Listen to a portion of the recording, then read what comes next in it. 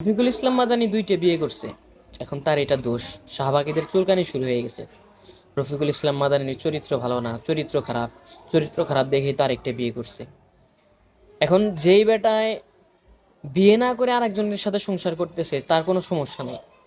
বিয়ে না করে বাসা ফ্ল্যাট নিয়ে সংসার করবে বা থাকবে, রাতের পর রাত কাটাবে বিয়ে না করেই, সেটা কোনো সমস্যা নেই। শাহবাগীদের এখানে কোনো চুলকানি নেই। রফিকুল ইসলাম মাদানি বৈধভাবে একজনকে বিয়ে করছে এবং সেখানে সে সংসার করতেছে, এতে তার সমস্যা শুরু হয়ে গেছে। আসলে সমস্যাটা কোন জায়গায়? সমস্যা তো ওই জায়গায় না, সমস্যা হলো যে হুজুরে আর একটা বিয়ে কেন করলো? একজন হুজুর না হয়ে জেনারেল শিক্ষিত, মাথায় টুপি নাই, প্যান্ট শার্ট পরে, এরকম যদি কেউ হইতো, সে যদি বিয়ে না করেও কোনো সংসার করতো, কাউকে নিয়ে ঘরে থাকতো বা ধর্ষণ করতো, তাহলে এদের কোনো চুলকানি ছিল না, কোনো সমস্যা না। মূল সমস্যা হলো এই সাদা টুপির জায়গায়। আমাদেরও একটু সতর্ক থাকা দরকার। রফিকুল ইসলাম মাদানী সাহেব দ্বিতীয় বিবাহের যে কারণটা উল্লেখ করলেন, যে চরিত্র ঠিক রাখার জন্য বা গুনাহ থেকে বাঁচার জন্য তিনি আরেকটা বিবাহ করলেন, তার মানে আপনি কি এটা বুঝাইতেছেন যে প্রথম বিয়ে করলে চরিত্র ঠিক থাকবে না বা জেনা থেকে বাঁচা যায় না?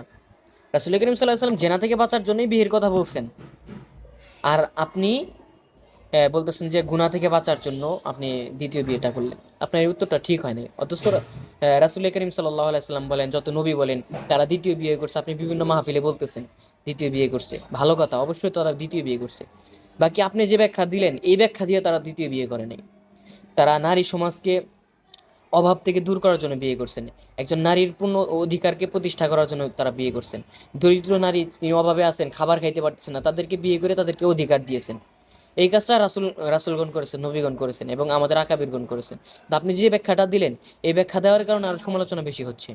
আর সমস্যা হলো যে আমগো বাংলাদেশে যে সমস্ত নাস্তিক আছে, অন্যান্য দেশের নাস্তিক তো প্রত্যেকটা ধর্মের বিরোধিতাই করে, কিন্তু আমগো বাংলাদেশের নাস্তিকগুলা শুধু ইসলাম ধর্মের বিরোধিতাই করে। কারণ সুযোগ পায় ইসলাম ধর্মের বিরোধিতা করতে তাদের খুব ভালো লাগে, কেউ কিছু বলে না, সেই জন্য শুধু ইসলাম ধর্মের বিরোধিতাই করে।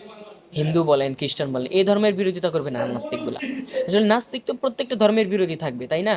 তো ওরা শুধু ইসলামের বিরোধী থাকবে, এরা তো আসলে নাস্তিক না, এরা তো কোনো একটা দলের এজেন্ট, কোনো একটা ধর্মের এজেন্ট হয়ে কাজ করতেছে আমাদের বাংলাদেশের নাস্তিকগুলা।